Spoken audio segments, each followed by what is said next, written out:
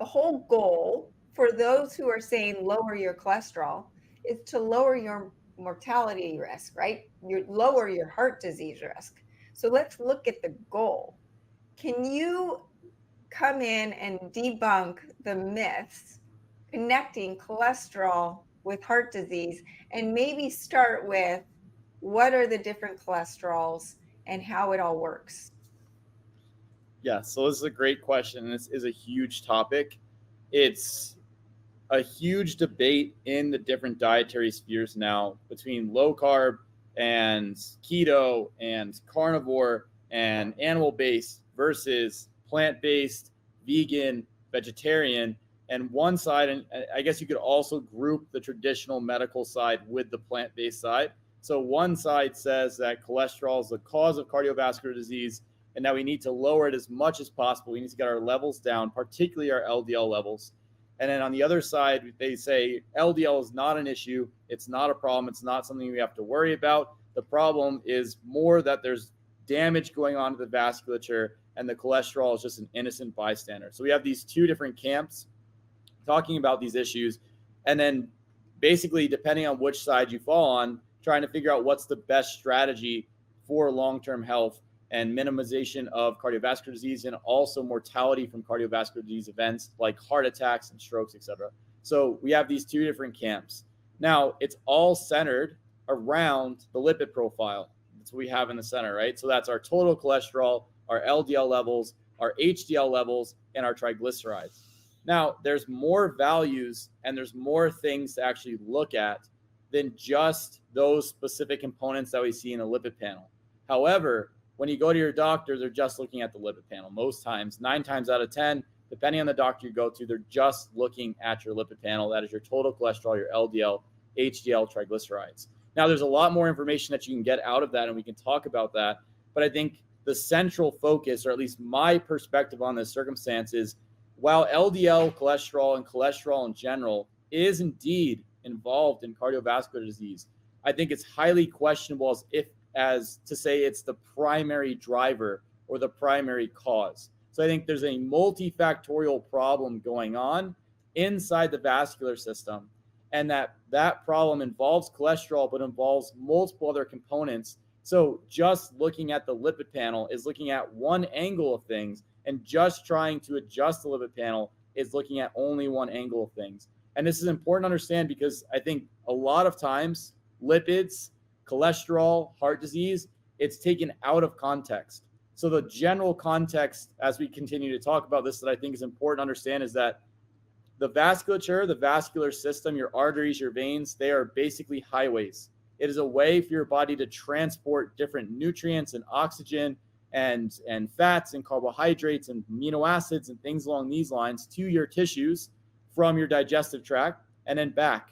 So from your tissues back to your liver and then out through your digestive tract. So it's a transport system. So you want to understand, like, what are these lipid proteins actually doing? They're transporting fats because fats aren't soluble in water and our blood is water-based from our liver to our tissues and from our tissues back to our liver. And so when we have this overarching context, we start to say, oh, these are the highways between the different areas. Then we can start to understand more, like, why do these things matter? What's going on in these highways? What is there damage to the highways and the cholesterol is being deposited? And so I want to set this analogy, this frame here, and then we can jump in and talk about what that means going forward. But the highway analogy, I think, is helpful to start. And also to start, we have these two camps. And then the major thing that they're focusing on is just these these proteins that transport fats in the blood. That's your cholesterol, what we typically call your cholesterol, your total cholesterol, your HDL, and your LDL. And I want to leave it here, and then we can jump in further from there.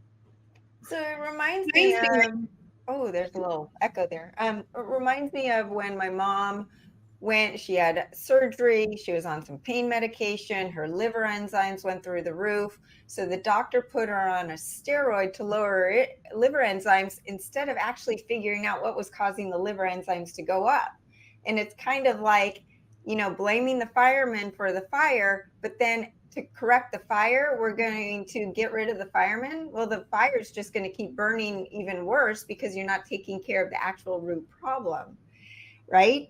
Yep. So I love how you explain the role of HDL and LDL. And before we get in there, I just want to say that ever since my very first blood test in my early 20s, my cholesterol's been high. And as much as we can have this conversation, Mike, I see that it is still hard to see that big H in red that says, hi, you're out of range, right? It's like, oh, what did I do wrong?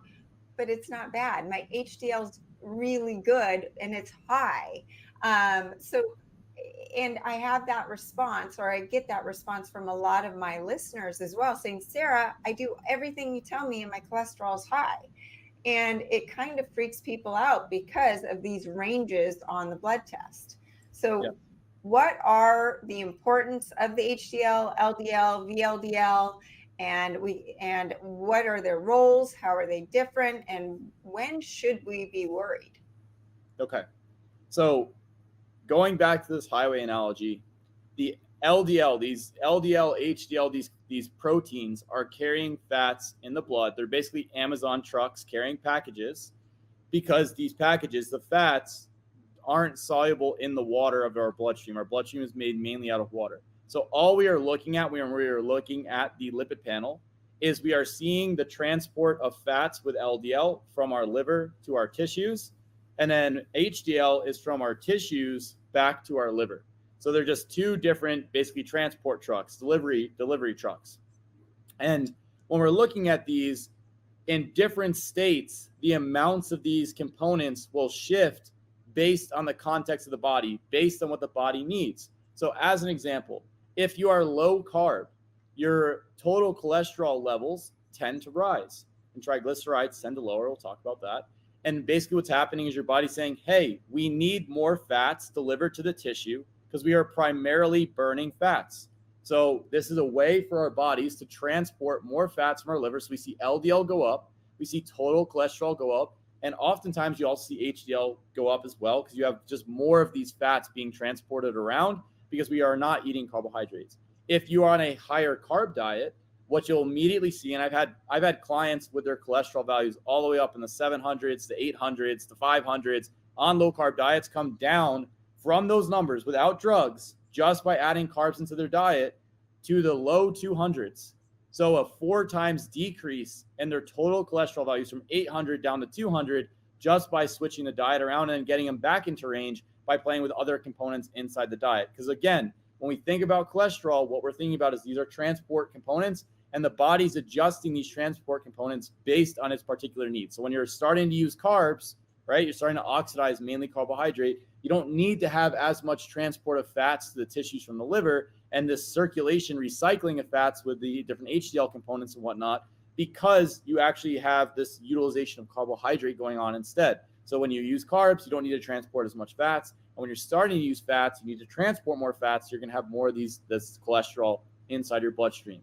Now, when you have an infection, when you're sick, you also raise cholesterol because the cholesterol can actually bind toxic components, the bacterial metabolites like endotoxin, and then other elements, viral components inside the blood, and tag them to be brought to the liver to be detoxified. So the raising of cholesterol in the sickness state is a response by the immune system adaptively to help you manage that sickness oftentimes. So you'll see that rise in chronic inflammation states. You'll see that rise in sickness states after acute illness, as you were discussing with your mom or your dad, or I've seen this with multiple clients. They get sick, the cholesterol values go up, and then they eventually come down. So there's another state where you see the lipid values rise. The major one that people are focusing on and worried about is the cardiovascular risk profile. And this is where you get what's called atherogenic dyslipidemia. So basically you have a lipid profile that is strongly associated with cardiovascular disease. And this is driven by chronic low-grade inflammation, metabolic dysfunction, insulin resistance. And so what's actually happening, at least from my perspective, is we have metabolic dysfunction happening peripherally at the cells. We have it happening at the liver. And then when we look at a lipid panel, what we're saying is, oh, all of these values are all types of skewed in the wrong direction and all messed up because of what's going on from the liver, from the peripheral tissues, with the immune system function. So it's starting to give you this high LDL, this low HDL, those high triglycerides, high total cholesterol. And so basically all this lipid panel is showing you is, hey, you have metabolic dysfunction going on. You have some insulin resistance going on, and it's reflected in the lipid panel, but it doesn't mean the lipid panel is directly causing it. The problem is usually going on inside the cells and the tissues of the body, and you're just seeing what's happening in that transport system. So it's a signal, it's a symbol of what's going on, but it isn't the direct dysfunction itself. It's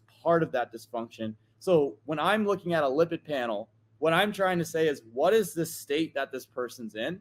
What is their overarching context? And then I'm looking at what's going on in the lipid panel. We'll talk about specific reading. And I'm saying, okay, based on this person's context, so you're low carb, you're intermittent fasting, you're on a high fat diet, it's like, yeah, LDL, total cholesterol, HDL, they're going to be bumped up. Triglycerides are going to be low. Is this atherogenic dyslipidemia? Not necessarily. This is likely related to low carb. And then we'll talk, there's different ratios and components to look at. But if I have somebody who's insulin resistant, their hemoglobin A1C is high, their fasting blood glucose is high, their insulin levels are jumping up, their CRP is high, and I see a really low HDL, high LDL, high triglycerides, high total cholesterol, and I see this context, I'm saying, okay, this person is at risk for cardiovascular disease because they have metabolic dysfunction. It's reflected in their lipid profile, it's reflected in their metabolic markers, and reflected in their overall general health state that I can see because I'm looking at their symptoms. I'm actually looking at the person, not just reading a lab value and saying, oh, HDL or LDL is high, so you have cardiovascular risk. It's like, no, what is this full picture that we're looking at? So the lipid panel is a way to get a sense in context of what's going on with a person. By itself, it's not necessarily the best indicator, and there's way better values that you can look at altogether. And then again, we want to also understand that all we're seeing is what's happening on the highways. It's not telling us the state of the highways. So there's other markers that we want to look at for the state of the highways as well. And so we could dig into all of that. But that's the general picture when I'm looking at a lipid panel, to try to understand what's going on and why this person has a lipid panel of X versus that person has a lipid panel of X. Instead of saying, oh, HDL or LDL are this, so your risk is Y. It's like, that's not really helpful. And then there's not really solutions there. And then the general solution is, yeah, just take drugs to lower it.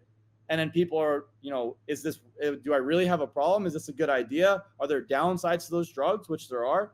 And so it's, you're not getting a full risk reward profile if you're just stratifying the different lipid panels and values into different groups and saying, this is high risk, this is low risk. And then here's a drug if you're high risk, because you're not taking the context into perspective, and you're not trying to determine what's the risk of using that drug for this particular lipid profile. And that's, I think, why there's so much uproar in the different spheres, and why you have these like seemingly two massively different camps that are warring over lipids and cholesterol and the medications and these different components.